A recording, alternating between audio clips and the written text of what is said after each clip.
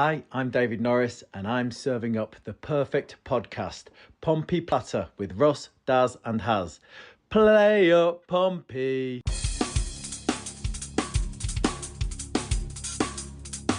And Murphy scores! A magnificent goal! That's just wonderful from Josh Murphy! Shaughnessy, great saving! Shaughnessy at the near post! Chance for Colby Bishop over the goalkeeper, off the post and into the back of the net! Colby Bishop! Lang's got his fourth! A fourth for Callum Lang!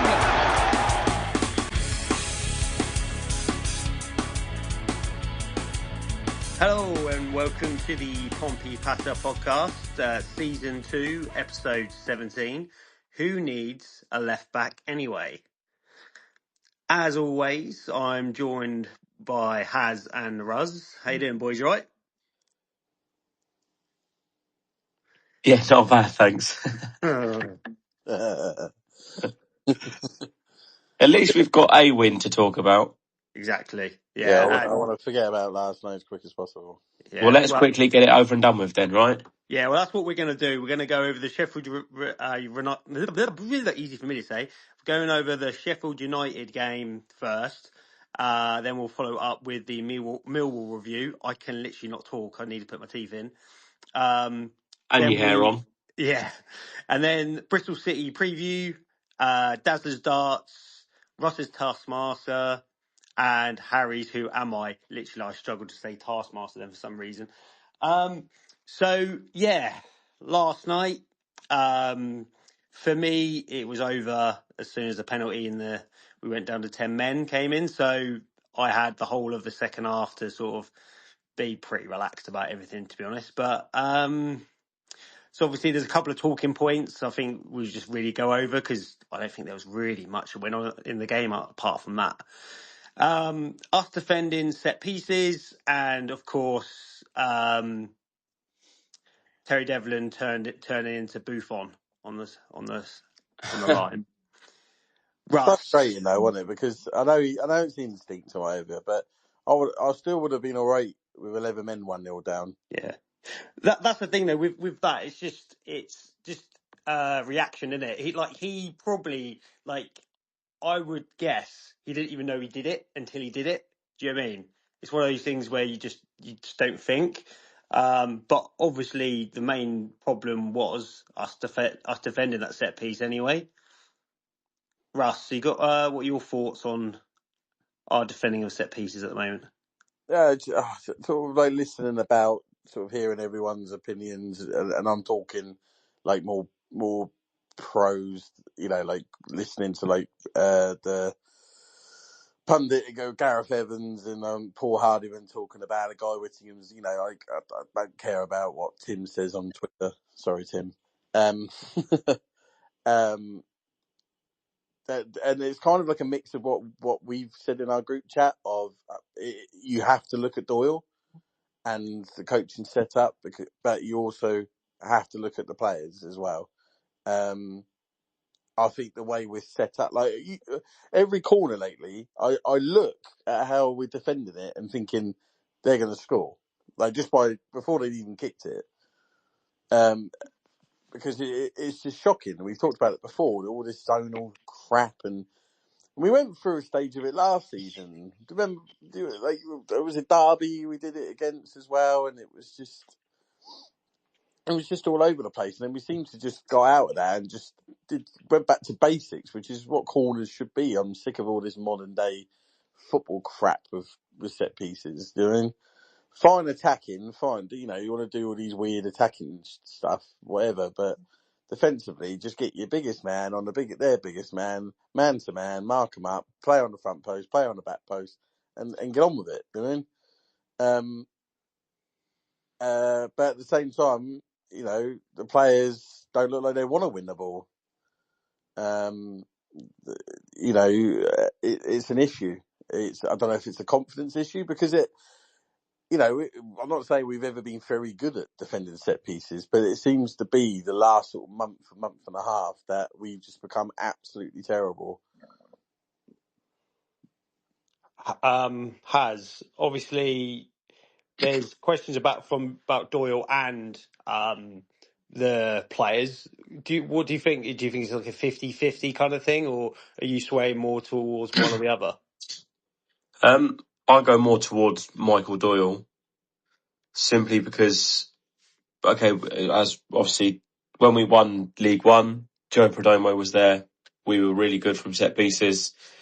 Weren't as good last year, but we were still okay. Since Michael Doyle came in August, there's been a direct correlation in us being a lot worse at set pieces since he's taken over that responsibility of being a set piece coach. He comes out and stands there in the technical area, just like Joe Perdomo did, and he overwatches it. And as Russ said, we're half zonal, half man marking. No one knows what they're doing. You look at the Birmingham game, people were asking each other, who do I mark? They should know that. And yes, okay, that part is also on the players. But if one player doesn't know who they're marking, that's fine. That's on that player because they haven't been paying attention.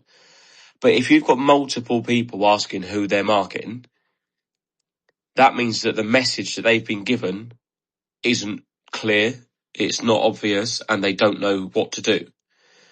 So, although the players need some responsibility, and yes, they should be doing better with the corners, we haven't got Shocknessy, we haven't got Atkinson this season. We've still got players in the air can win headers. People like Josh Knight, Colby Bishop, Terry Devlin should be able to still win headers and not just let every man and his dog have a free header at pretty much every single corner. And the core of this group are the same players to last year and some even the year before. So they haven't changed. The thing that's changed is Michael Doyle taking over. And Michael Doyle as a player was an unbelievable player throughout his career, made hundreds of appearances for, Sheffield United, Coventry, made plenty for us. But his coaching career isn't very good. He got sacked from Worthing, didn't work out at Forest Green when he was there. Why have we even brought him in? Yeah, okay, he's brought experience, as in from the pitch, but we've seen from other Premier League footballers haven't been, just because they're elite level players, obviously is at a higher level than us. But you look at Stevie G, you look at Wayne Rooney, just because they're elite players or they're at that level, none of them are good enough to be Premier League managers. Wayne Rooney's not even good enough to be Championship. Just because Michael Doyle was good at League One or played in the Championship as a player, doesn't mean he's worthy of being a Championship set-piece coach. I'll play you a clip from Messino from his thing with Andy Moon today. Hang on, it's coming. We know what a determined, diligent individual someone like Michael Doyle is.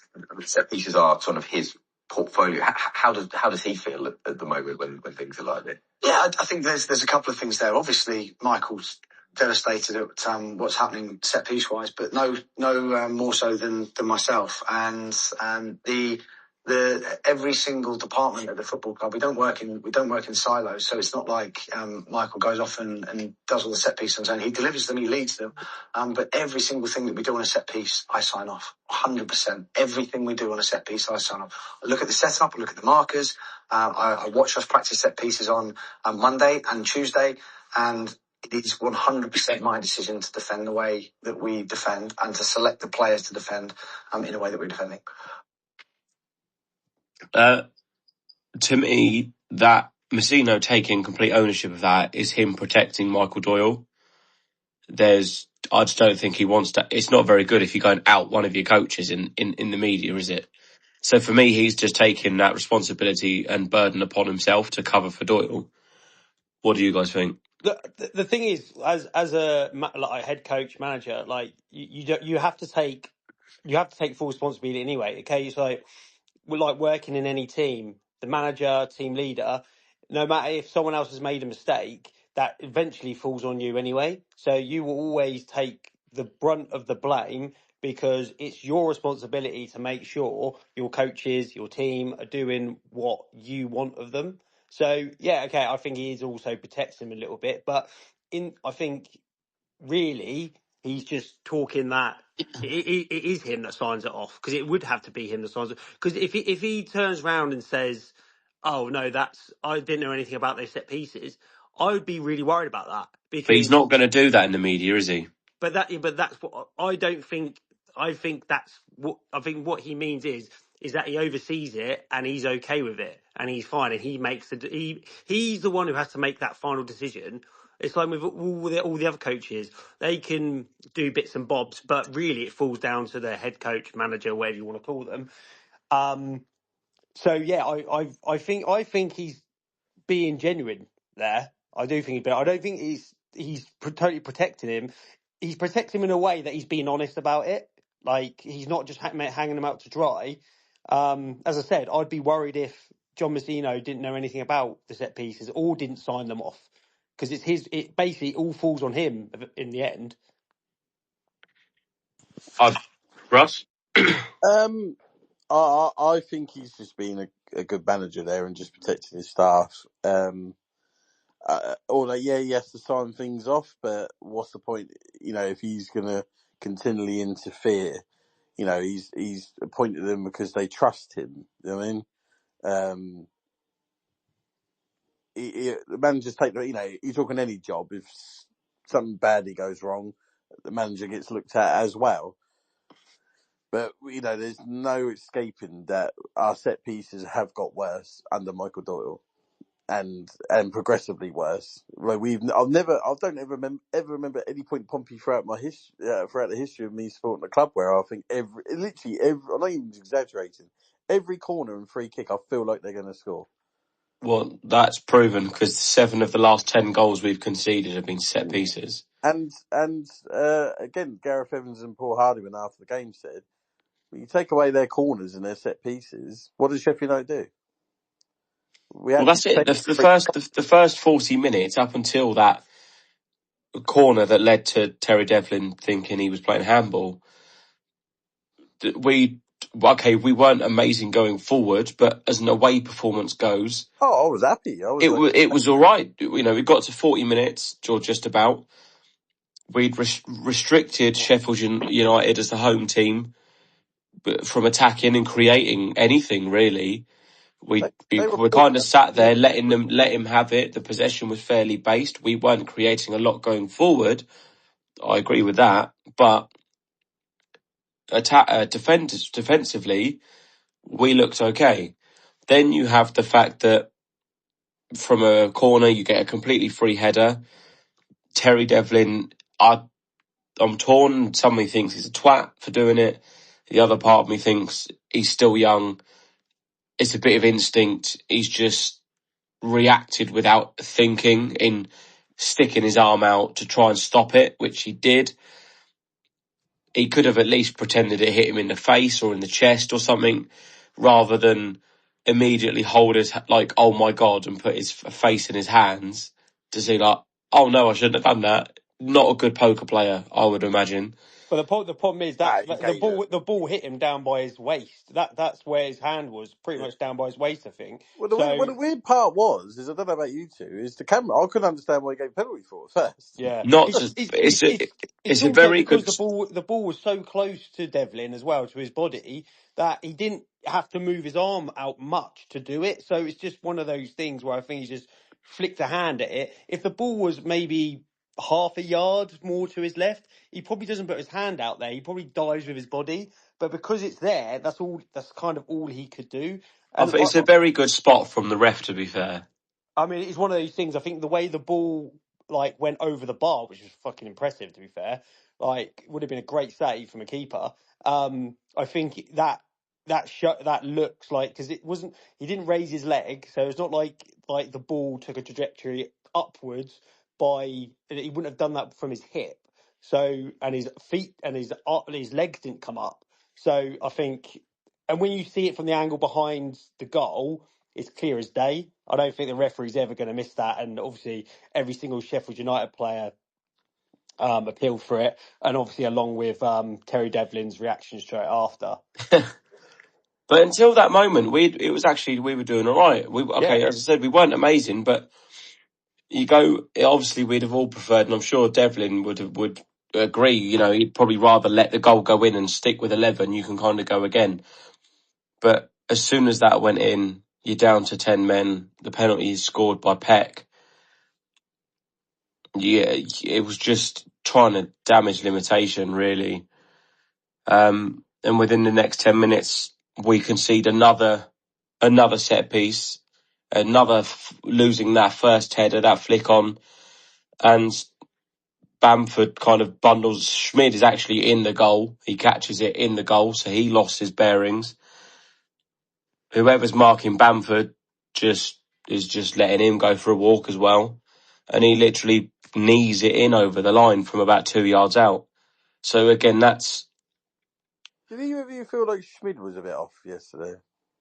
How many times he dropped the ball? It never. Yeah, maybe. But Ian Half dropped the ball a lot. I don't know. I don't think there's anything really to worry about. No. You know, players have weird games. It happens, but I've just never seen him drop the ball so many times. I think one of the main points out of last night was my perfectly timed message saying like, oh, if we might be able to get something out of this if we just stay strong, like goal, and then just race to away. And it was literally like a second later. And to be fair, I sent that message as there was a corner being taken. I should have literally just thought to myself, well, I'll wait until this corner's... It's like you don't make a sub when you're defending a corner. If you're a Pompey fan, don't write a message out while we're defending a corner. Yeah. Well, I did the same against Birmingham, do you remember? And I went, they've missed so many chances, I feel like we're going to nick this. And as I said, they scored. And the thing is, I agree, that's like, and that's what I was saying last night, is that obviously there is some some of it's on Doyle. I do get that, but I just don't want these players to get away with some of the marking and the physicality that they sort of gave up last night, and especially obviously in the whole game as well. The Birmingham game, I feel, definitely on Doyle, because it looks like we were just all over the place and weren't organised enough. And even from the second corner from Birmingham, when they kind of did the same thing, I think, did they score from that one? I can understand the players not being able to get organised because it happens so quick. But the other set pieces recently, it's just I think we underestimate the players that we're missing. Like, I think Ogilvy is a presence as well, which we're missing from set pieces at the moment. And obviously, like a Shocknessy, Atkinson, Raggett, like if you look at the two centre backs for Sheffield United yesterday, or just one of them, Ben Mee, Premier League like quality, and he's a proper centre back, and he will fight and battle and things like that. And I just don't think we have that at the moment. I know, like Josh Knight has got some height on him, and it looks like he could be a presence, but looking like it being a presence and being one is totally different. And I just don't think we have got any in our... Paul likes to battle, I do get that, but I don't think we've got any nasty bastards in our... as centre-backs. Like, that strikers are going to fear that, like, players don't want to be around, that they know they're going to win every header. I don't think our back line has that that bite about them, or that confidence, which is a shame. And I think in January, if Shocknessy isn't going to be back, I think we're going to need to get a proper, like, hardcore centre back. Yeah, I mean, I kind of thought we needed a left-footed centre half anyway going into the summer, just because Bowout was your only natural left-footed centre half. Shocknessy's injury record wasn't great last year, and we're now still having to play a right footer at left centre half again. Just to kind of like wrap up on this, I think, so we can move on. 20 minutes is too long on this one anyway. They just kind of dominated, really. We kind of sat back and kind of let them have possession. And then you could bring on the quality like Gus Hamer, and he puts a peach of a ball into the far corner. I feel like Dazzla could have probably closed him down sooner. Gave him a bit too long on the ball. But that doesn't take away from the strike. I thought that was a really, really good strike and a really good goal.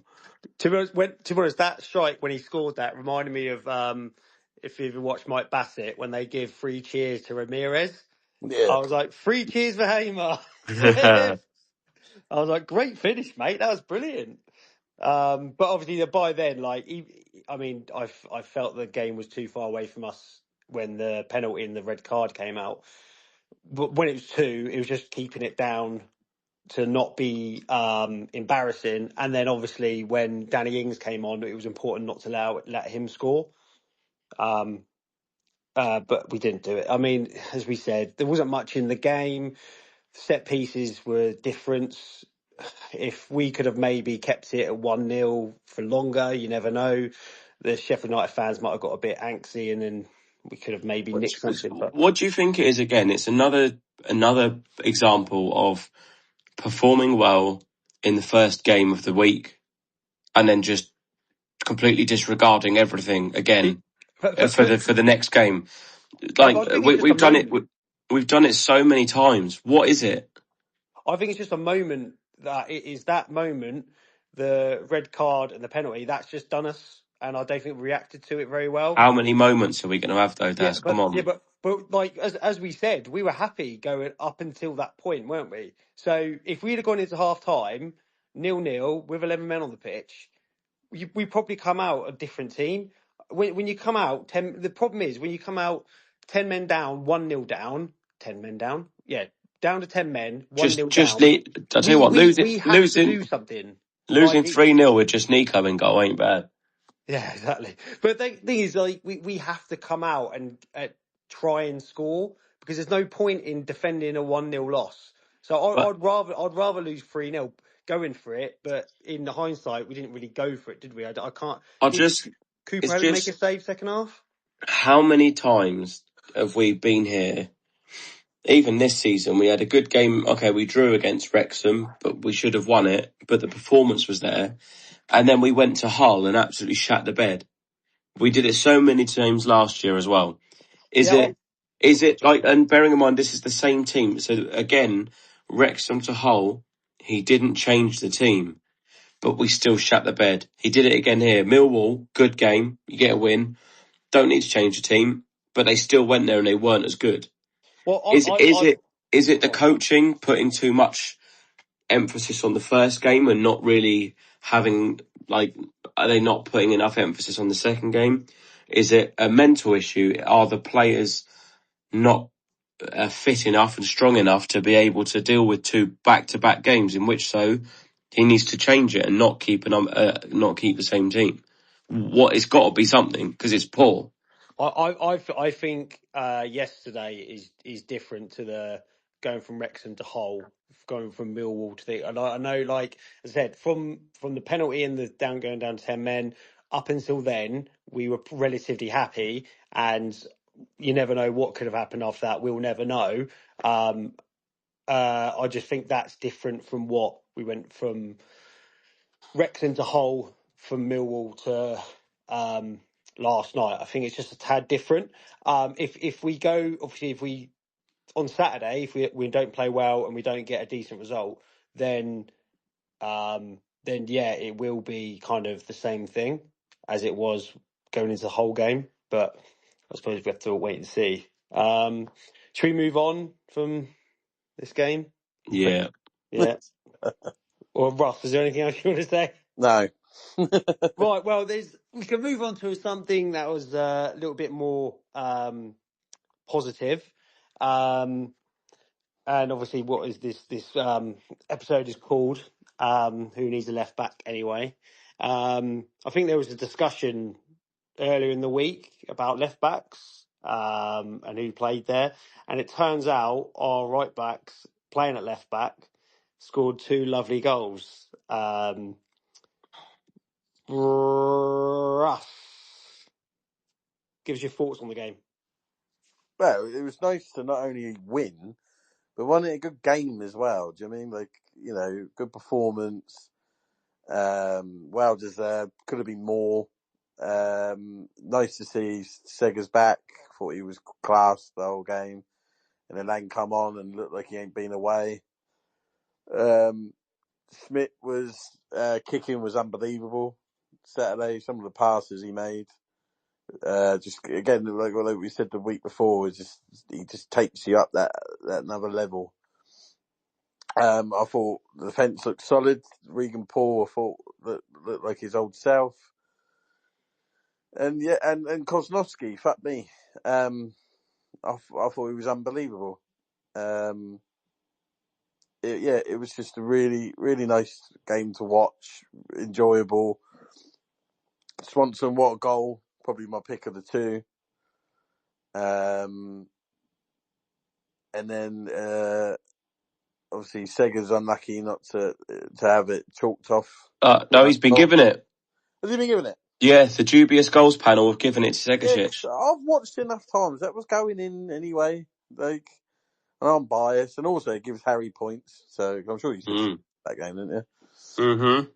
You know, but, you know, he deserved that goal. It was 3 outstanding goals, really. I don't care if he was meaning across it. It just shows when you got your better players, you just look better, don't you? I know it didn't work out Wednesday, but I think we went with a different tactic, and then once we went down, We didn't play Wednesday. We played Sheffield United. We played on Wednesday though, didn't we? It was Wednesday yesterday, wasn't it? You're trying to confuse me. No, it was Sheffield United yesterday. Yes. Stop confusing me. You know, we went there with a completely different tactic, didn't we? So I'm not saying I'm not arsed about last night, but I'm not concerned by last night. It was just one of them games, wasn't it? The concerning is the set pieces, which again happened in this game. It did. I think it was it was a really good game. It was nice to obviously have the kind of players we had back. Even Lange, I was surprised that he came on the hour mark. Should have scored. He should have scored. He knows that. I think a fully fit Lang that's kind of in the flow probably does score that and doesn't start taking touches. He probably just hits that first time. We know he's got the quality of it. I thought Lange did really well coming on, especially moving out onto the right wing. Puts a lot of pressure on them hammies, especially after the surgery. So he did well, and I could totally get why, because of the circumstances of yesterday's game, why Messino left him on the bench, and also bringing Murphy and Bishop off as well. Game is done. You might as well keep your best players and save them for Saturday. There's no point wasting it and leaving them on there to get injured. It kind of showed the quality goals. I know you've gone for Swanson's goal. I'd go for Williams, just because of the run as well with the ball.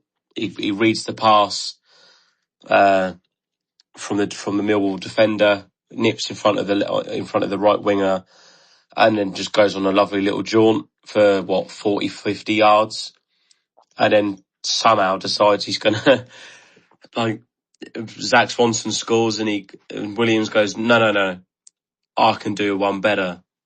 And as you said, the episode's called Who Needs a Left Back Anyway? Why do we need a left back when you do right backs can do that?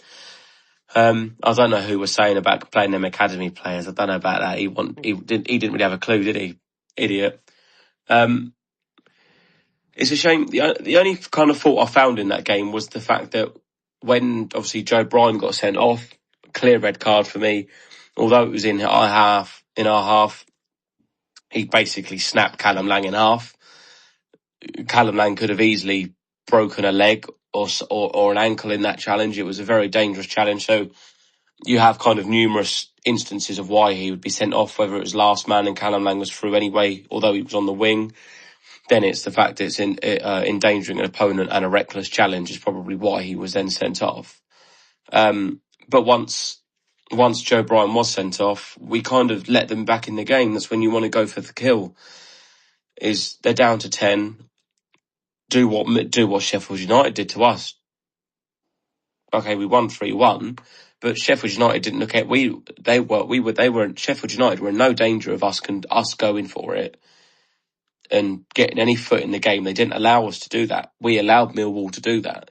We allowed them back in, and it was only when Ivanovic scored, which obviously he was going to score, and of course it was a set piece. It was only when that went in that we obviously kind of woke up a bit, and we went, right, we need to go and get another one. And we did. But I think that was the only fault I could probably find in the game, was just allowing Millwall to get back into it when they had 10. But other than that, it was pretty much a perfect game. You know, you get the win, especially against Millwall. Who doesn't like to beat Millwall? Having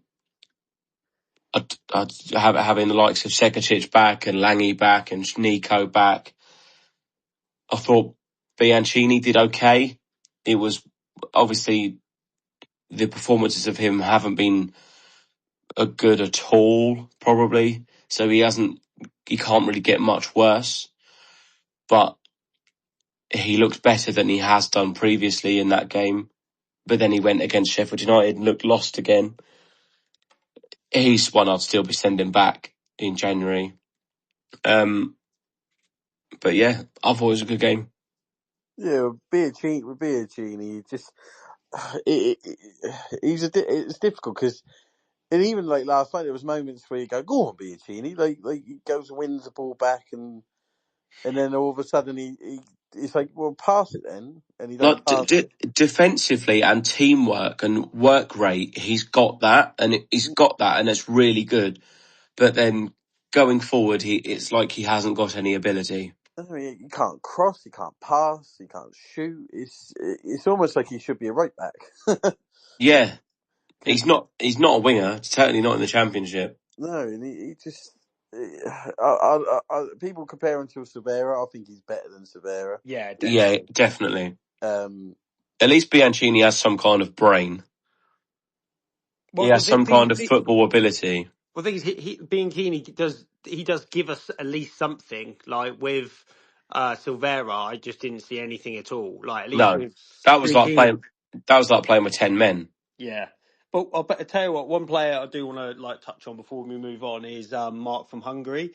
Mark Koznovsky. And I thought that Millwall game was his best game so far. Unbelievable. It's not saying a great deal because he hasn't played that much. Do you know what I mean? So there's not loads to go back on and go, well, that's his best game. It's probably his first proper game, and he took it. I think even last night, I thought he was relatively good as well. Again, he's also, but don't forget, he's also playing that kind of deeper role, which we weren't expecting to see him in. No, and it's not. Again, he's naturally the role. His natural place is where Dazzla is that kind of 8 box to box. But I think he's trying to find. We can't rely on. We've discussed this already. We can't rely on Pack constantly. He's 34 years of age. It's getting too much for him to play all the time. LaRue has maybe fallen out of favour for a little bit. Got to give Koznovsky a go. I'll probably stick with that same midfield for Saturday. Sure, yeah. I would actually probably stick with the exact same 11 again, bar Bianchini, and probably start Lang. Bearing in mind he didn't play on Wednesday, if he can start, because Messino said today that they kept Lang off so he can play more minutes on Saturday. Whether you can start him, I don't know. But if not, I probably still wouldn't change much in the team. Maybe do you give Kirk a go instead of Bishop again? But other than that, I would probably start Lang on the right.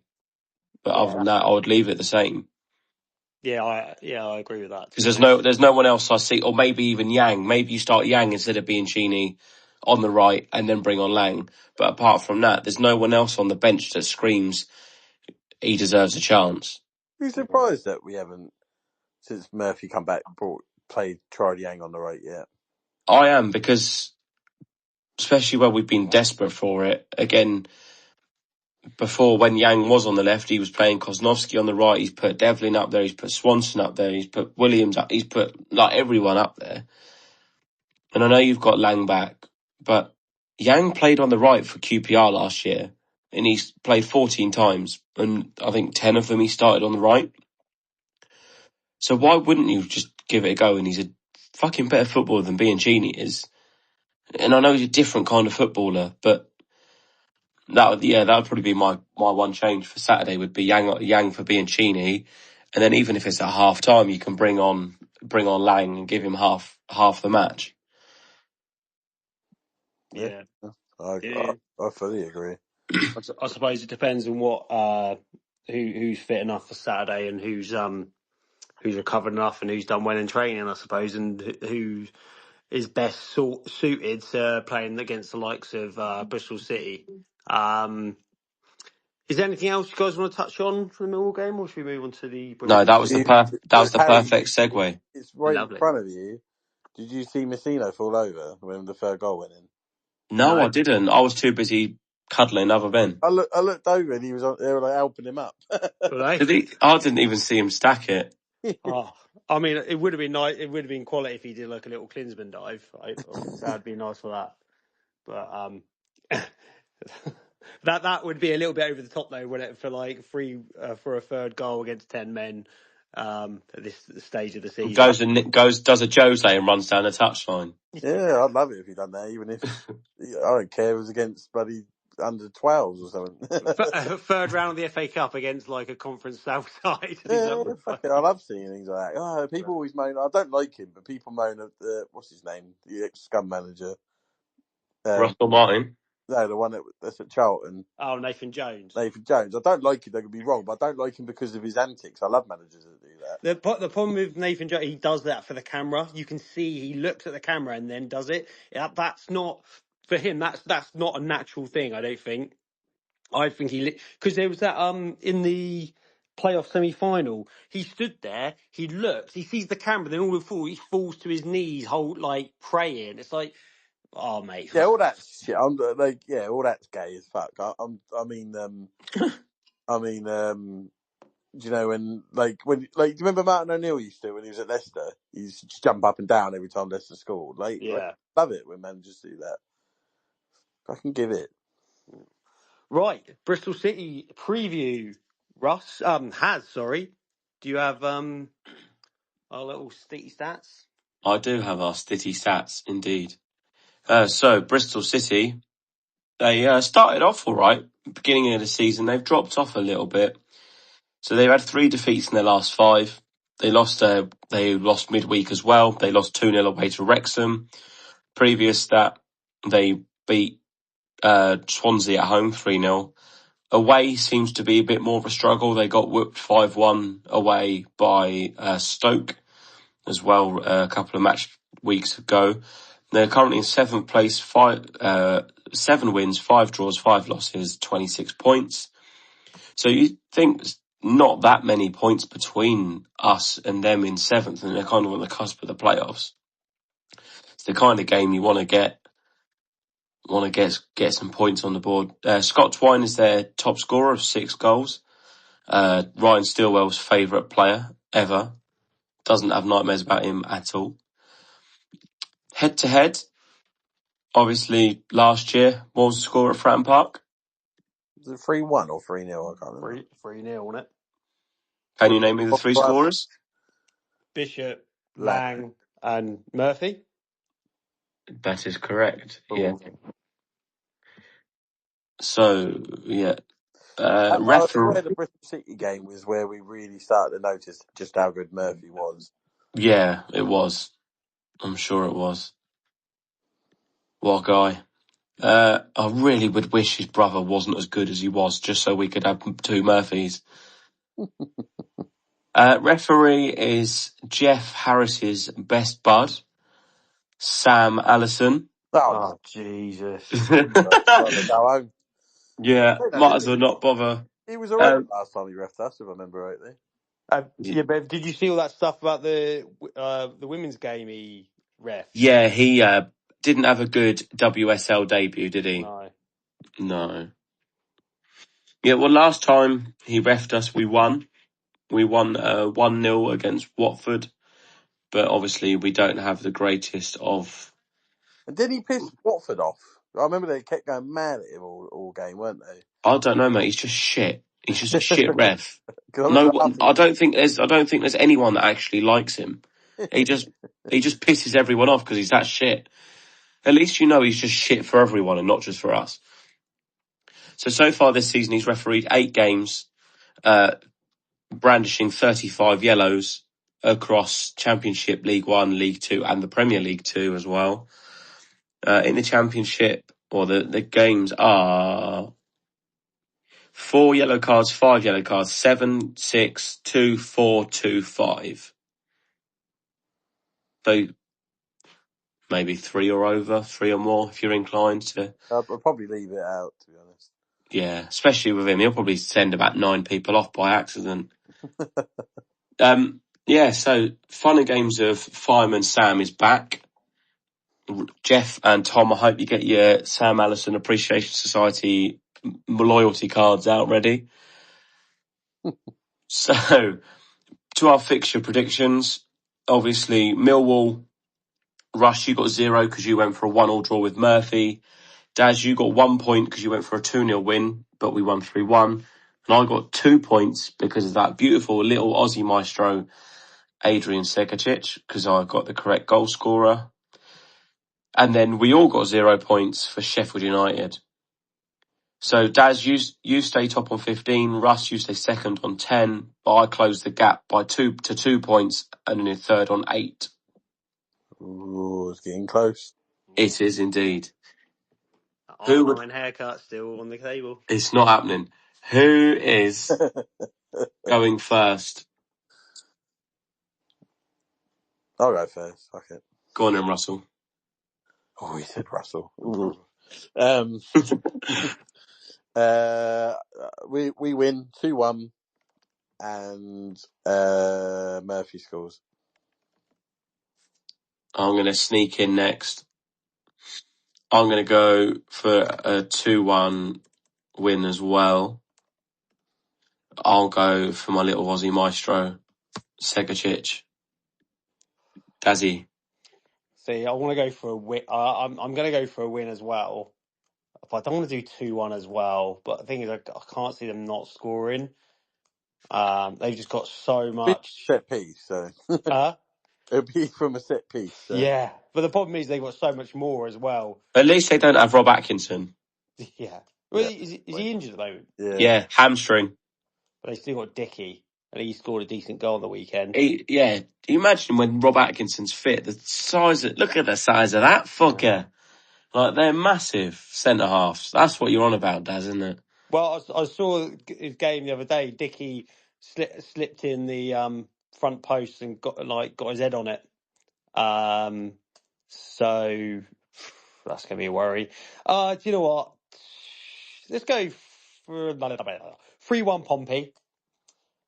And Bish. Come on, Bish. You got to fucking do it, son. Please, Bish. 17 games, 1 goal. Not very good return at the minute. Hattie on the weekend. Well, I think he'd shut a few people up then, wouldn't he? Yeah. Yeah, he would. Right. So, that's our predictions done. What should we do next? Should we do my darts? In case you have to run and save you. Okay, lovely. We'll do that then, shall we? So, this week, it is based on... Are you not going to... No theme music this week? Yeah, but first I'm just going to say what it's about first. Premier League appearances. Obviously, we know all the rules, so let's have a little bit of theme tune.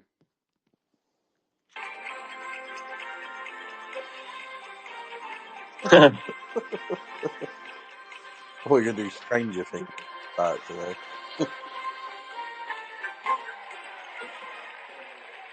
So we're just going through different game shows. Until we get banned. Themes. As I said, you never know. We haven't been copyrighted on any of this yet, have we? No, because it's under 30 seconds, so you're all right. Oh, lovely. See, I was told being under 30 seconds was a bad thing, so it's clearly not a bad thing. How will you pick her But up? so yeah, we're going on Premier League appearances for Portsmouth. I'm going off a website, not off thing, because off of Transfer Market, because this one's got all the players listed in one bit. Transfer Market would look like a right pain, and I can see this more clearly. So we're just going off Premier League appearances. Again, the score. I'm not basing it off actual dart scores, but obviously you can't score over 180. Who wants to go first? I'll go first. Yeah, you say Okay. Dave, because I think I went first last week. Okay.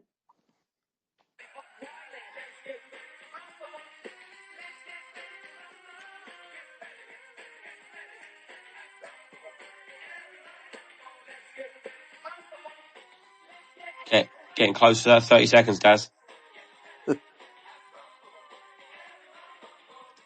That wasn't 30 seconds. I know what Getting 30 seconds looks like. Right. So, has Harry to throw first? We'll go for Jermaine Defoe. Jermaine Defoe. Oh, I actually got to find him. be like 200-300, no? Yeah, not for Pompey though. Yes, for Pompey. Oh, sorry. I just heard Premier League appearances. I'm trying to think like of anyone. Premier League appearances for Portsmouth, yeah. Hold on, I'm just trying to think. Oh, here we are. 31 Was that it? for Pompey, yeah. Here for a year, wasn't he? Shit. Premier League appearances for Pompey. Did we do this last week? No, we did. We just did. Appearances for Pompey. Right.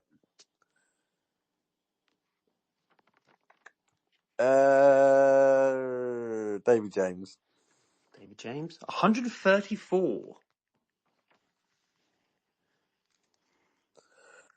Nice. Has you acquire 470. Gary O'Neill. Good shout.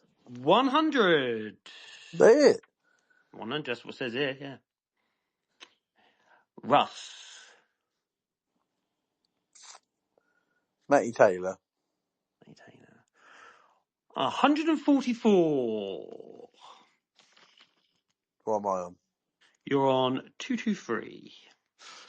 I wish I was this good actually at darts. All Normally right. after 6 goes, I've still got like 400 left. Carnu. Yeah. 101. Oh, I thought he would have had more, but then I suppose he weren't always around, was he? No. To be honest, when I'm playing darts at this point, I'm on like 510 somehow. Usually. What have I got left? Sorry, 223. 223.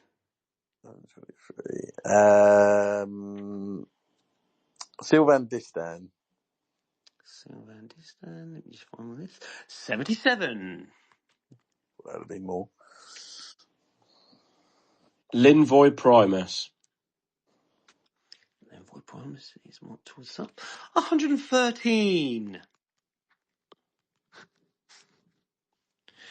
Russ, you acquire 146.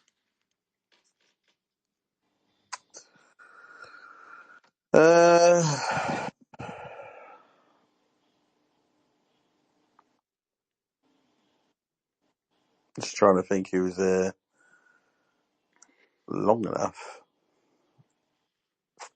Glenn Johnson? Is that your final answer? Yeah. 84.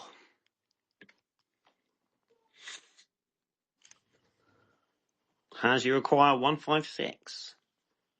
Is there can he shoot out with this? Check out, I mean. No. No.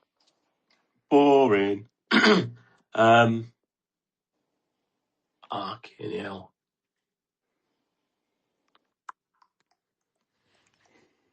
Let's go.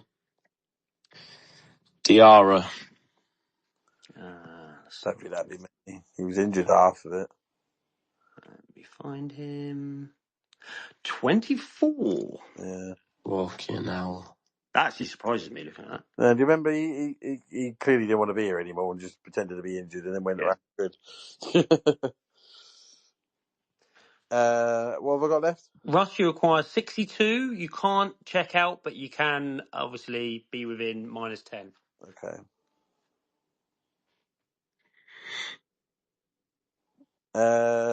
What's that? Two's just under. So you want someone who's only been at. What is someone like David Nugent? David Nugent. 34. Again, in a lot of his games were like winning the championship, wasn't it, really? Yeah, but he had a spell, didn't he, where he kept starting. Yeah. After he scored against Spurs, wasn't it? True. You acquire 132. You can't check out, by the way. That's not very nice, is it? Actually, no, because I think someone's... No, yeah, you can't check out, no. Richard Hughes. 114. Nice. Decent. Russ, you acquire 28. Let me see if you can check out. You can't hit 28 on their head, but obviously you can be within -10. You can be within -1. Bassinas. Let me find on this list. 15. Hey! Yeah, apparently so. Oh. Again, that was one season, wasn't it? He played. He was here for a year and a half. See, this is what it says on this thing. Hmm. You acquire 18, and you have 4 possible answers to hit 0. Okay. How many does he need? 18. There's You've got 4 players. possible answers to hit 18. Yeah.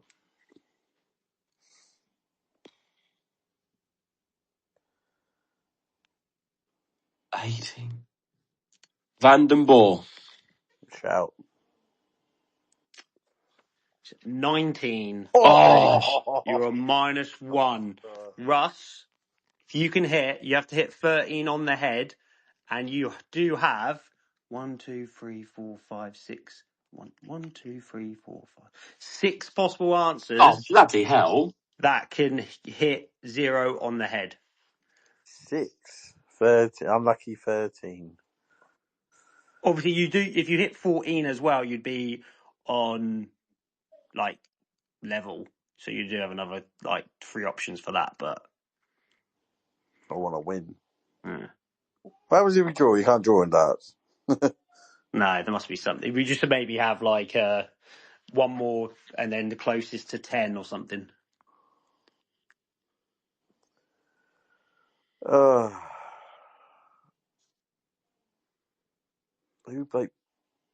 was maybe about there? Only played here and there. What number's he on? 13. Arnold Enver-Wemba. Wemba. Wemba. Where is he? Where is he on this list? Hold on. Christ, how big's this list? Well, a lot of players played, to be fair. True. I'm sorry, Russ, but Yes. Finally won again. Finally. Is that 2-1? 2-1 now? Yeah. I don't know. I'm not actually keeping score. Oh, I am. Oh, that's fine then. Lovely.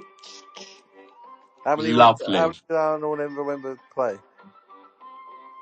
Huh? What did Arnold Enver-Wemba play? That's a good point, actually. He had 21 appearances. Jesus Christ, did he actually? Yeah, well, you got 21 appearances. He's got 33 off the bench. Fucking hell. So I don't ever remember seeing him that many times. No, that's what it says here. 33 off the bench. Jesus Christ. Yeah. So there you go. What are we moving on to next? Russ's Taskmaster? Absolutely. Let's do this. Yeah, Are you ready so to jingle your bells? I gave you both the task of matching my list as best you can of You 5. literally gave us about 2 hours to do Yeah. it. So I forgot. I meant to have messaged it the day before, and all suddenly I was at work. I was like, "Oh shit!" But I managed to do mine in 5 minutes, so it's no excuse. So yeah, You came up with it, you bastard. yeah, and I just know who's underrated and overrated. I can't be wrong because I'm the taskmaster. It's underrated and overrated players, 5 of each. If they match what's on my list, then you get a point, and then whoever wins, the other one gets to die. I don't know. Join Jacob Farrell. Yes, yeah, you got to go and sit with Jacob Farrell for a week.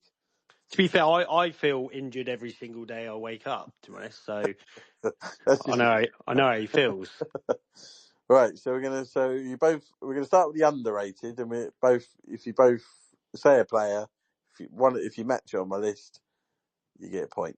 So give me a Pompey player. Oh, by the way, we've gone from 2006 because Has is only 10 years old. Deary me.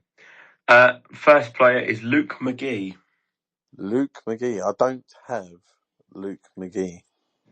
See, it's hard to know when you're trying to pick underrated and overrated because, who I think is underrated and overrated, and what other people think, I don't know. You have to be inside Russ.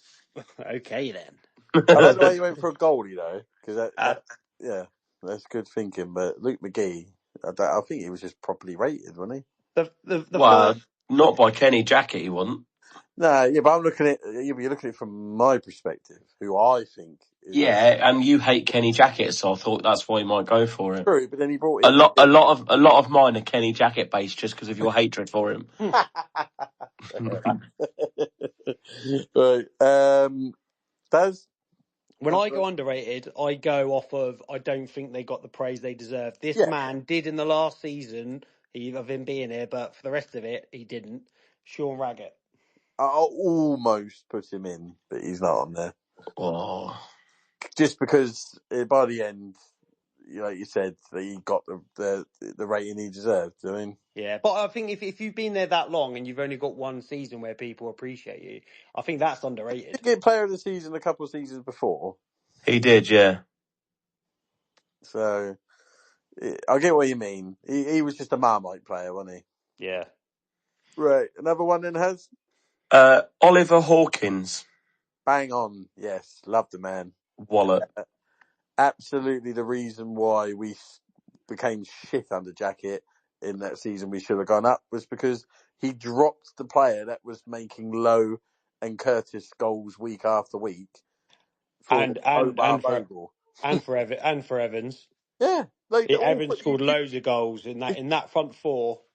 He scored loads of goals. And even he was literally the one that was laying on it for Pittman as well. Yeah. Yeah. If you go back and watch, I think I remember counting up once. Like, I know it's not an actual stat, but like a pre-assist, so the assist of the assist. Yeah. Oh, you're going to upset some people mentioning fucking pre-assists. No, I know, but it's a key stat in my opinion. It's almost, they call it a key pass. I can't remember. If you added his assists to goals and his assists, whatever you call it, he got something like nearly 30. He was so crucial to, and there's no surprise. Once he came out, Curtis and Lowe's goals dried right up. And then you look at the Checkatrade game. Bogle started the game was fucking awful. He brought Hawkins on, and we're all over him.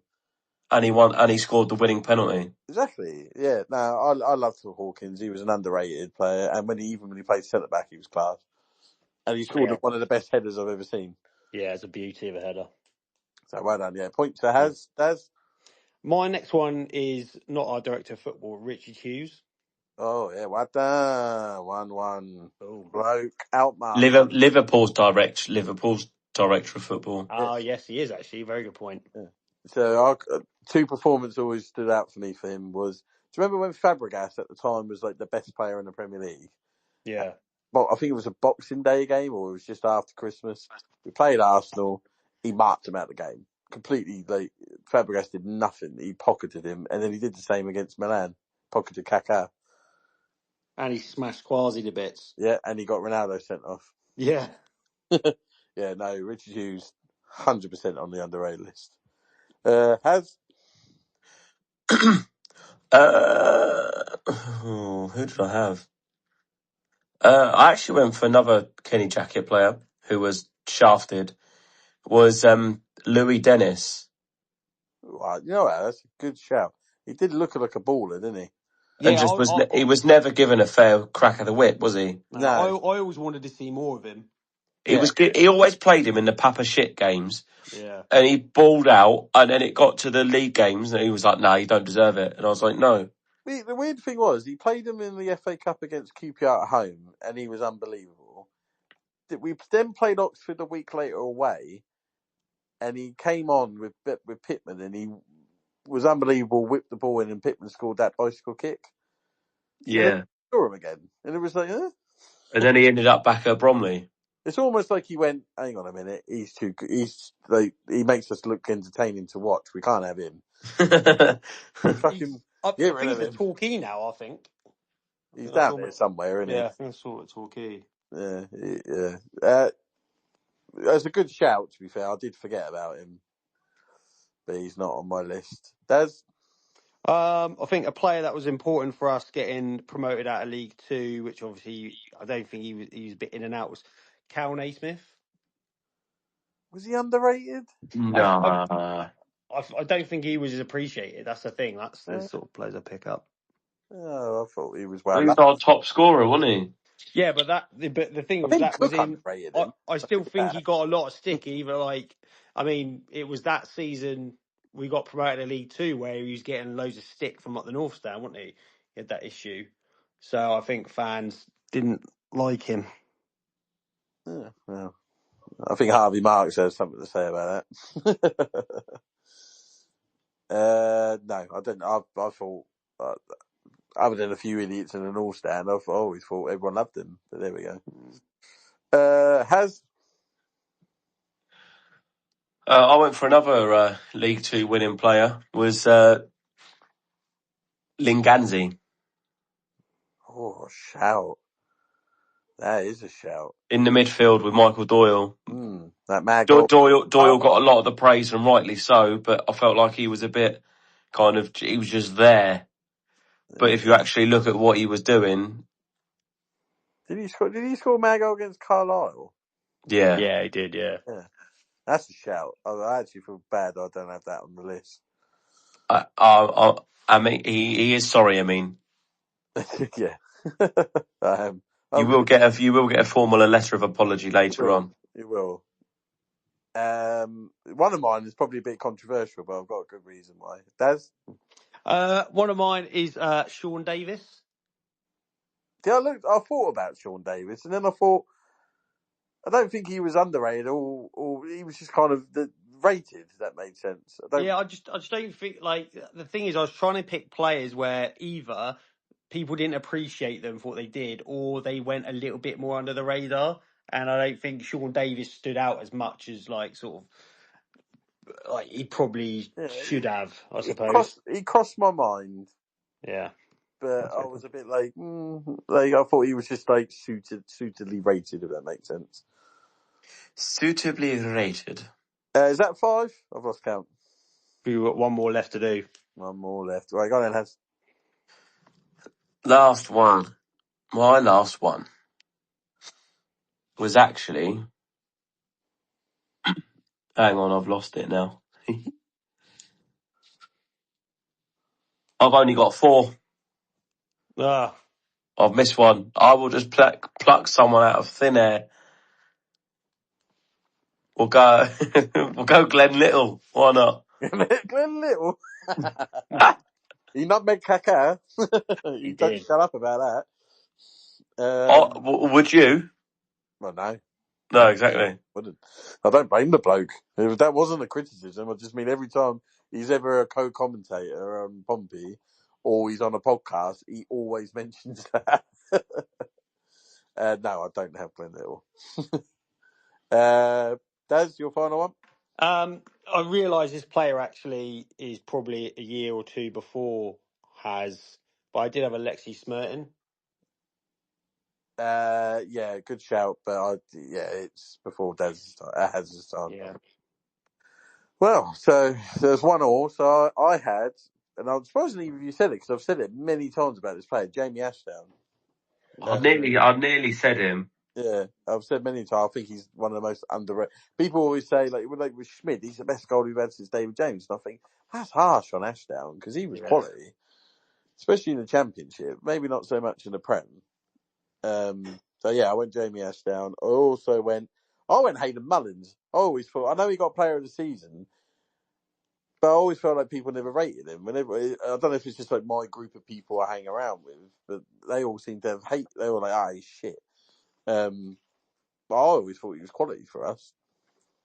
Yeah, he ticked everything along nicely, didn't he? And again, that's the problem. I think with some players, if they don't stand out and they don't do certain things, that's why I went with kind of Sean Davis. If they're not like doing the fancy stuff, like you mean like Mendes always gets more of the praise out of Sean Davis and Mendes playing together than Sean Davis does because Mendes is like got that little bit of extra X factor. Where those players that do all the little dirty bits and the bits you don't see half the time, like. Probably just as important, if not more, sometimes. And I always remember his great FA Cup performance playing at right back, if I remember rightly, when we had no defenders. Yeah. And my last one is more at me, so I'd have been surprised if either of you two got this, because you're probably both going to go, he's rated, but we didn't rate him at one point, and that was Adam Webster. I used to fucking absolutely, like, I can remember one game, I think it was Tranmere. And me and my mate who used to go football with, he was the same about Adam Webster. And we were like, we jokingly said they had a free kick. Just put it near Webster, you'll score. And it happened. They literally put it near Webster, and a player got in front of him and scored. I used to go, for fuck's sake, wish you'd piss off. How wrong was I about Adam Webster? It was that first season of the Cook, wasn't it? That's when he got going. That's when he really got going, I thought, Webster. Yeah. And that's when he got his move at the end of that season, wasn't it? But and we got 750 grand and Matt Clark for him. Yeah. Not a bad deal. Then when you look at it, so when that happened, we still were like, oh, okay, fine, whatever, take the money and get Matt Clark. But if you go on from their careers, who's had the better career? Mm. Well, they both ended up signing for Brighton. The one actually played for Brighton. At one point, was talked about getting in the England squad. Yeah. So yeah, no, that probably the one player we say I got completely wrong. Overrated. Right.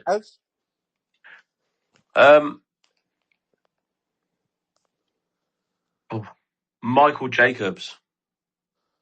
Ooh, I was a big lover of Michael Jacobs. Yeah, so was I. I was too, but I feel like he was kind of given too much for not being around a lot, you know? Yeah. I think it's like best abilities, availability, Exactly. But then also with players like that, and it's like some of your best players are the ones that aren't playing.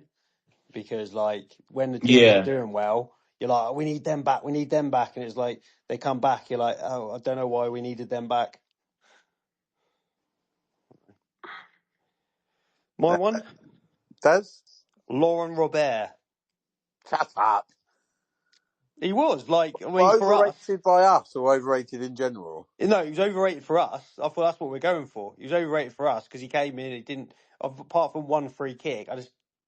But but we all hated him. What, Laurent Robert? Yeah, because the hate started because of when he refused to play against Sunderland. The thing is, what I've done with overrated, because I've done overrated as in like players that have come in that were meant to be hitting the ground running and they just didn't work out. That's how I looked at overrated. Fair enough. From that perspective, you are correct. Yeah, because obviously it's hard to know like a certain point. Like if we go back to like 2006, 2008, and stuff like that, like he was I would remember like who the fans loved and who didn't, and then who were the overrated ones or not. So that's what I've done. That's how I've gone down this road. Yeah.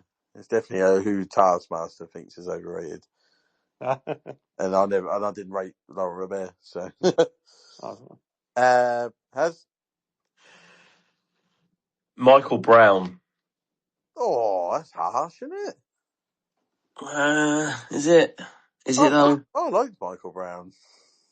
Wow. Taskmaster might be wrong on this one. I almost put him in my underrated. I think I should have. Really?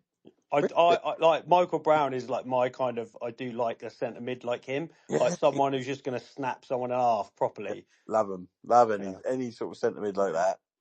Love it. That's what I'm teaching my boy to be.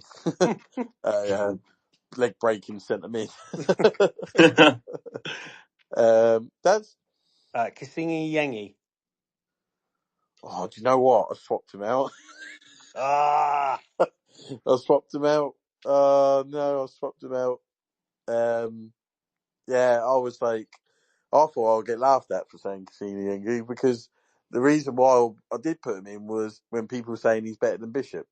Yeah. But, yeah, no, I swapped him out. I do apologise. Okay. What are we doing again? Overrated? Yeah. And it's overrated by you?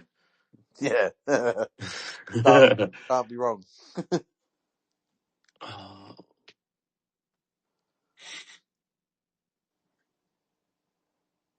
Liam Lawrence. You know what? That's a shout, isn't it? Liam Lawrence. Was he even that good for us? Probably not. Didn't live up to the old hype, really, did he? I think if I remember right, he started well. If I remember and right. then he tailed off a bit, didn't he? In the second season, I don't think he did anything at all, other than getting knocked out by a scummer. Yeah, no, that's a shout. Actually, didn't think of him. That's the thing is, I'm not confident in my picks now, but I'm going to go for anyway. John Utaka. Because I can remember thinking, oh my god, what the hell are we signed when he scored that goal against Bolton? It's not a terrible shout, and if you look at how much we paid him, yeah, no, I'm not upset with that shout. But he was shit. Next one is Dan Butler. Dan Butler. I know it's a very random one. It's a very random one. But the fact that he left us and he ended up being at Torquay for a bit shows of where his real level. I know he then came back and came to Peterborough, but I suppose if I remember correctly, actually thinking about it, there wasn't a bit of an uproar that could let him go, wasn't it? Yeah, when he went on a free and we let him go, it was a bit like, why have we done that? Yeah, again, good shout. I can see the way you're thinking. Daz? I've gone for John Marquis. Again, came in on at the time. Has anyone actually rated him? Yeah. Well, I can remember the day we signed him. I jumped up and down thinking. Yeah, I was buzzing when we signed him after and then somehow he just turned into someone with no legs. Yeah, he for me is like if we did a list of flop players or something like that. How many have we got to go left? One more. One more, yeah. One more. Joe Morrell. Whoa, explain. He was I feel sorry for him because he's had to retire at the age of 26. He was a massive letdown. The money, we paid good money for him under Cowley, and his constant sendings off, stupid, irresponsible yellow cards that led to red cards and things like that, and constantly injured, unfortunately, and best availability is availability, right? Yep.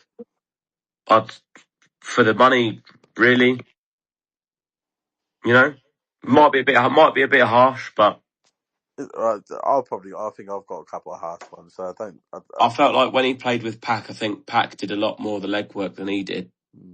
I think you're not wrong, if you get what I mean. Like Yeah. when he first said it, was like what, and then you put a good case forward. Put it that way. Thank you very much. It doesn't get you a point. Daz, I went with Milan Baros. again, you Again, wrong with the name and the yeah. No, I can see why you became all of a sudden not confident with your selections. Remember this, if I ever do it, Daz, flops, yeah? yeah, my list. That's going to be my list. Right, I've got a few on here, which I reckon. So I went for Ricky Holmes. I had him down and I Oh, crossed him out for Dan Butler. that is a good one. Because he literally was, like, people were in love with him and he was shit. I think that's just because he was a fairly good-looking bloke. Possibly. And I remember he had the good, like, do you remember when Orford come in and we had a good, 5 games? And I swear he won player of the season because he did generally have a decent 5 games, but that was it. And the outrage when Orford let him go, but he's another Marmite because he only talked to some other fans and they got the same opinion I have, that they hated him. So frustrating player. He would always want to beat 5 players before crossing the ball. Annoys me. Ben Close, I always thought he was overrated. I'm so glad I've been proven right with that. Scored a couple of worldies, didn't he? And then people thought he was the next big thing. Nah. Yeah. Not for me. He was never good enough to make the next step up. And the fact he's just, a League 2 player now? Yeah, for Donny Rovers, isn't it? Yeah. This one might be a bit controversial. Benjani. Oh. I want to make it very clear. I love Benjani. Love him. But he is overrated. Benjani was in my thoughts, to be honest. Yeah, and the reason why he's overrated is because if you go and watch his goals, most of them are fluky as fuck because the bloke couldn't shoot to save his life. He would scuff it in and things like that. And I think when the offer came in for Man City is why Redknapp bit their arm off because he knew he couldn't keep it up, which is true because he went to Man City, he scored on his debut. I don't think he ever scored again for him. And then he went to Blackburn, didn't really do much there, and then that was it. Then he come back here and was shit for us. So, yeah, I love him, but overrated. Johnny Ertel. How on earth that bloke got player of the season, I'll never know. Just because he's a nice bloke. Again, yeah, it's a bit like a Benjani situation. Became a bit of a fan favourite. But he was terrible footballer. He was horrendous to watch. Going through hard times, weren't we? And he kind of connected with the fans. Yeah. Oh, yeah. And that can sway some people's opinions on them players, do you mean? And my other one, who I swapped Yengi out with, is Christian Saley. Just because... Is he overrated? Well, I can probably go and find a hell of a lot of tweets that think we're ridiculous to let him go and we miss Christian Saley and all that shit. I almost put Matt Ritchie in this. The Pompey fans have made me hate Matt Ritchie. So, yeah, there we go. Hey, leave Eddie Howe Jr. alone. Eddie Howe Jr. Do you reckon he'll go into management? Probably he could be, if he doesn't work out that way, he can just be an Eddie Howe impersonator. He'd get loads of money. Yeah, true. Yeah, very true.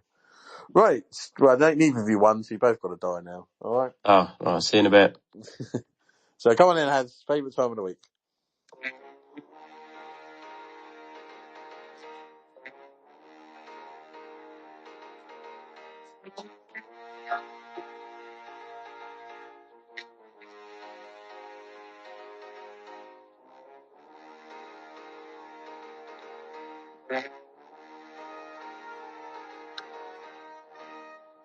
Indeed. As always, it is the only reason that Russ lives. Never mind anything else. It is Harry's Who Am I? It is true. I can't deny it. So, clue number 1. I played for 4 teams in my career. It's not Steve Claridge. 4 teams of my career. I mean, we might as well just grab a name and keep going, innit? Gary O'Neill. Oh, that's not bad. Hang on, I haven't got the clip ready. There you go.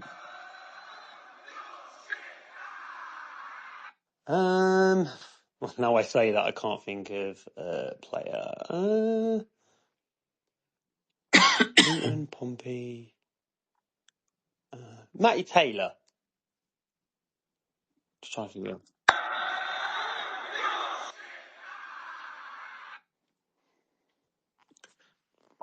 I played with Brad Friedel in the country of my birth. Oof, a horrible question.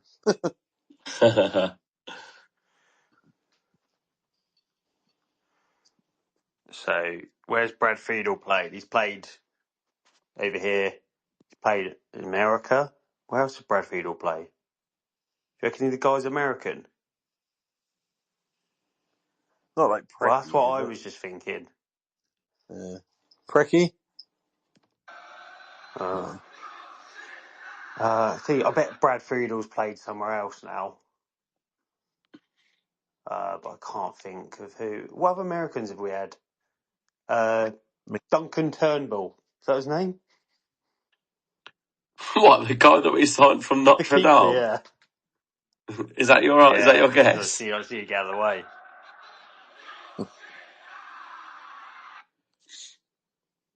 I won 3 league titles and the my version of the FA Cup in my home country. What, say that again? I won 3 league titles and my home country's version of the FA Cup in where they're from. Starting to think, didn't Friedel play in Turkey? Have we got any Turkish players? I don't remember having any Turkish players, though. So maybe I'm wrong on that. Did we ever have a Turkish player? Can't think of one.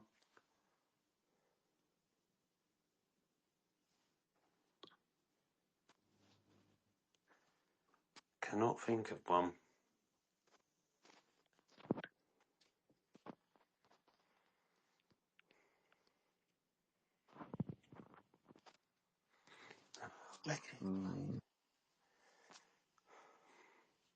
So what? I don't. Wait, hold on. What was that question? What was that last one? In my home country, Yeah. I won 3 league titles and that version of the FA Cup.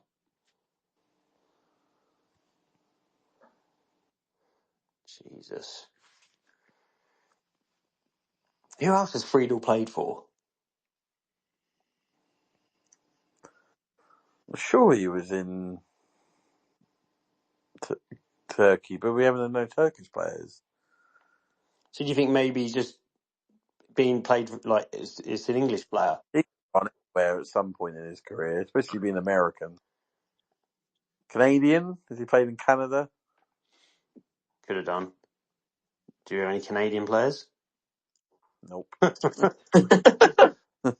is a tough one.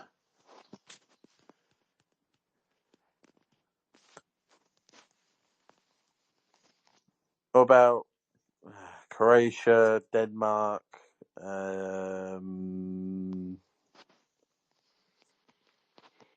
what else? Germany? We had no Germans, have we? Except for that Lenny Sower.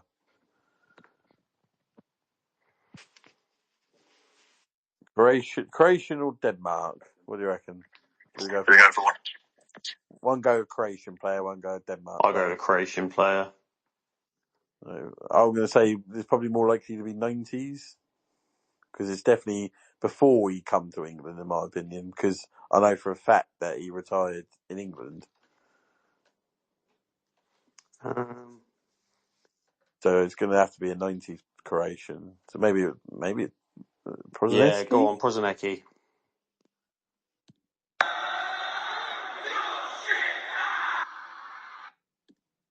Danish 90 players.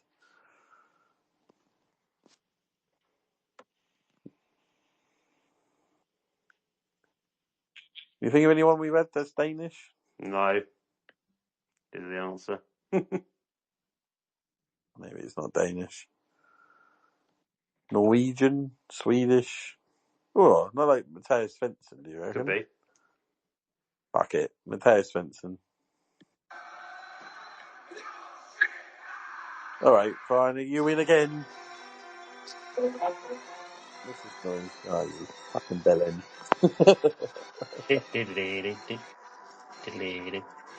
Give us the country that he's played with Friedel. What nationality is this player? He is from Denmark. Oh, for fuck's sake! Oh, no. I can't believe it. That would have been a hell of a Hail Mary, but I can't think of a Danish player. Okay, he played 108 times for Pompey, scoring 8 goals. Fuck off. Who's that? Benny Christensen, where's he from? Did he play that many, though? Hold on. Is Benny Christensen, is he Danish? I know who it is. I just twigged. Is it Thomas Torgerson? Fuck's sake. Who is it? Remember Thomas Torgerson? Oh, right, yeah. I can't believe it. I could have Hail Mary that then. That's 2 in a row you haven't got. Oh, Daz, we've got to sort out next week. We do. Can we make it 3 in a row? I don't think we've ever lost 3 in a row. No. If I do, I become exempt from any forfeits. No. Can you make it ridiculously hard? Daz done it. Me and you we got nothing now. Right. Any other business? You said you wanted to do something, didn't you, Az? Yeah, I've got a couple. The first is Pompey related. It's to do with the Michael Eisner and Breck Eisner video they did for the PST. You're gonna have to fill me in, boys, because I've completely forgot to listen to it. Okay, so these are the kind of main talking points I've written down.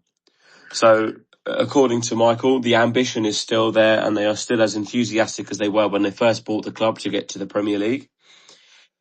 When talking about spending money in the transfer window, they are continuing to go with believe in the under-23 model. So they're talking. Michael was talking about how when they took over their baseball team, the fans were asking for them to invest, so they bought $100 million first baser, not a baseball man, so not a clue. The first pitch of the first game of the first season they owned him, he injured himself by falling into the dugout and was out for the season. The second season, he injured himself in a snowball machine. And the third season, he gained 40 pounds and got fat. Is that for baseball? I don't know. Didn't Babe Ruth used to be massive? I don't know. So basically, they changed and went, well, that's a complete waste of money. Why don't we change to the young player model and go a similar model to the under-23s, what they're doing now, which they then won the World Series, apparently. And they also worked with their hockey team that they owned too. So that's why they are fully believing in it at Pompey, because it has previously worked elsewhere. So we basically don't sign key players, or whatever you want to call it, because of some baseball player getting injured. Yes, because he spent £100 million on him, and he was like, well, why spend £100 million on someone who's just going to get injured? You can't base our transfer policy on one baseball player. That's ridiculous. That's got to be some bullshit, surely. I'm not saying it's words that he's literally said, Russ. That's just if that has pissed me off. I wish I ain't fucking heard that. Oh my god! Right, I will carry on. Hang on, before you move on. So our injury problems are down to the Eisners being fucking unlucky, then, are they? Wow, yeah. So they are not planning on putting any more money into the facilities of the club, as You know, they've spent a lot on Fratton Park and the training ground, and it's kind of there.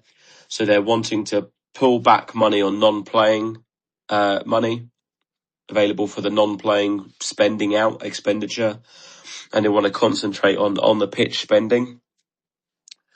But then at the same point, Michael talks about the pyramid, the whole football pyramid is in big trouble financially, and that our league only gets 6% of the money of the revenue of the whole pyramid.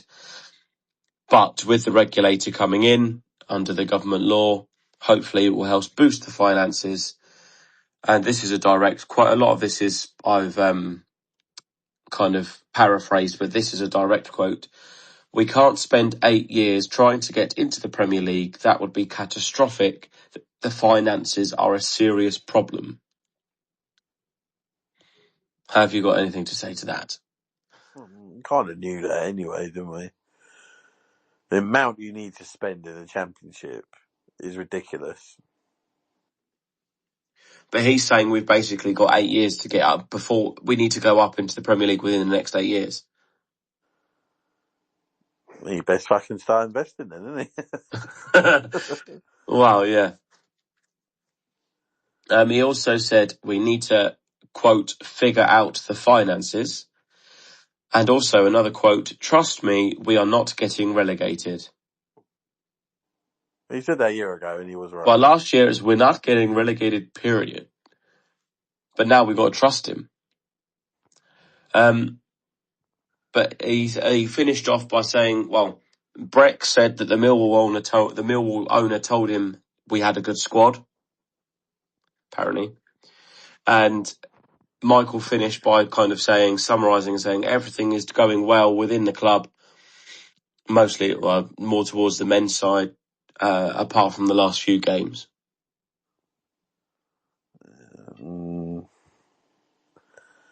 Yeah, I don't know. I really don't know.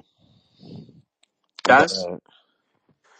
I mean, apart from that first comment about the baseball player, there was nothing in there that I was surprised about. So it's kind of bog standard stuff, isn't it? What he said.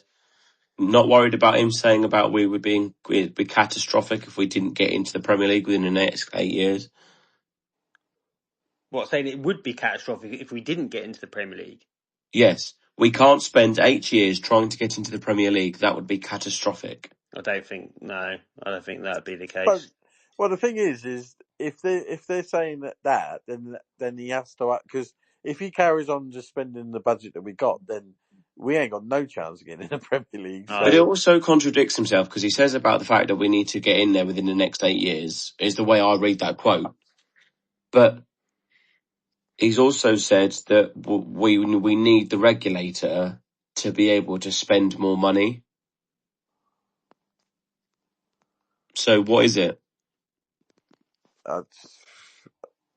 He needs to just fucking invest more. It's simple as that. Like we're talking, like we tried to get that T-Dog on, didn't we? Yeah. And he declined. Whatever, fine. And one of the arguments I've had with him on Twitter is about, like, he says that 80% of our squad are not good enough for the championship, and I disagree. I completely disagree. If he phrased it that 80% of our squad isn't good enough to take us to the next stage of the championship, I would 100% agree with that. We are a low-end championship squad. Yep.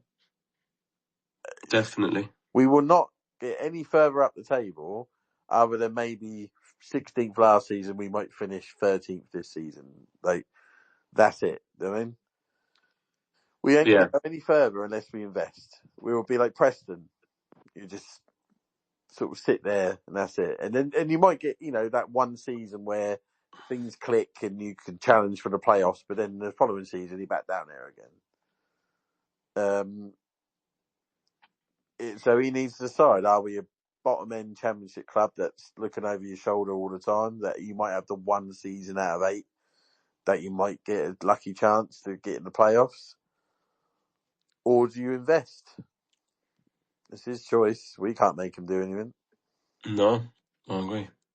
Daz, anything else to say on that, or? Nah, it's pretty covered. Nothing else to say. All right, so 2 more AOBs, non-Pompey related.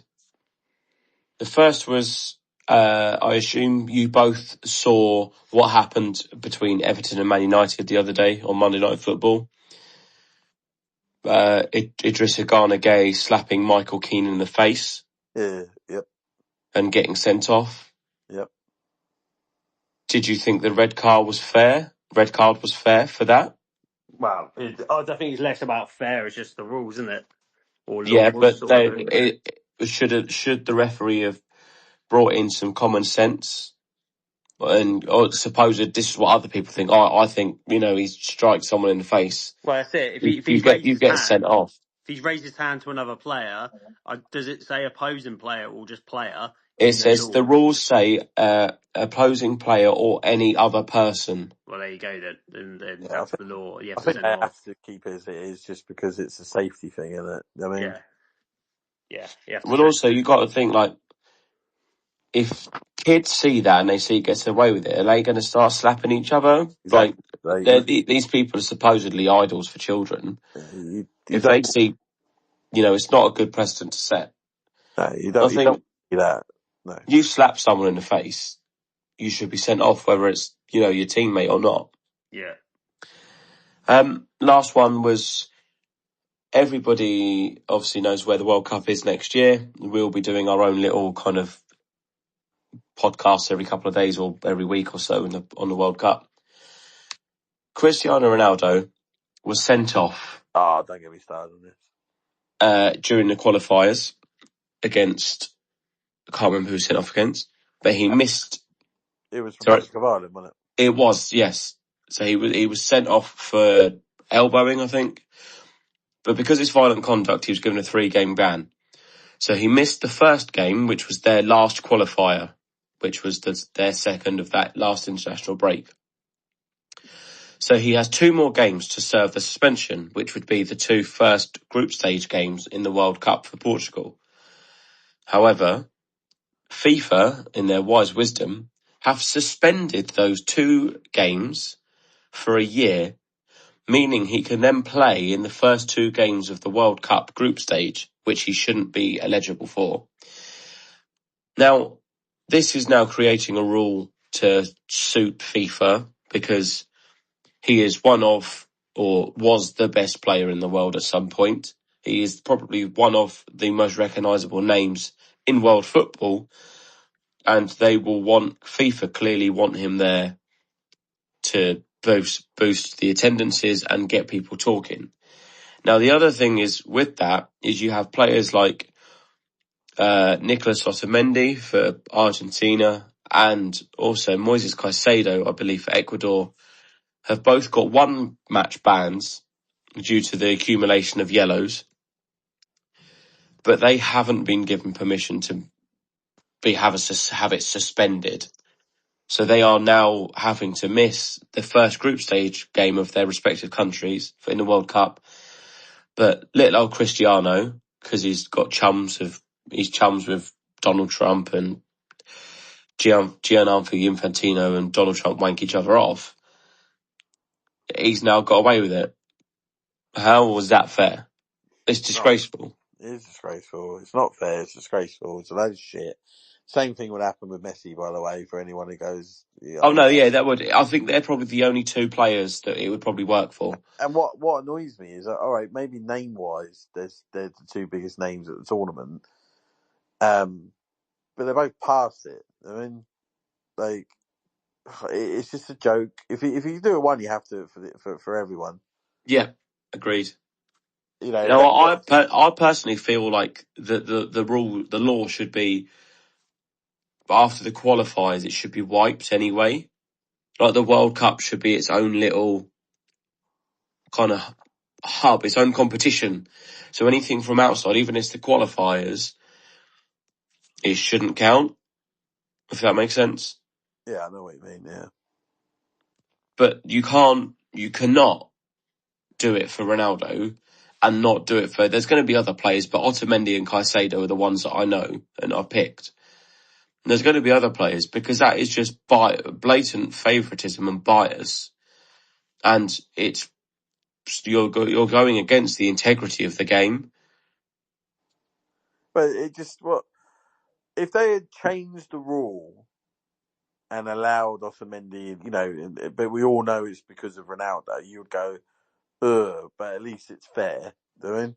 Yeah. Well, with this, it's just a disgrace. It's A disgrace. Corrupt. Disgrace.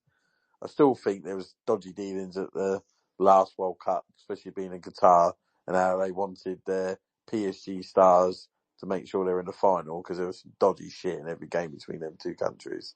Yeah. But we will talk about that probably on a World Cup preview or something. But it just goes to show again that FIFA are corrupt. They always have been, and always will be. Yep. Probably Ronaldo gave them a load of money. Probably. Do you think Donald Trump had anything to do with it? Probably. No. You don't. Don't. You don't think Ronaldo? The fact that Ronaldo was there and shaking hands with him and everything, and No, Infantino will do what he wants. He's the one who's done that.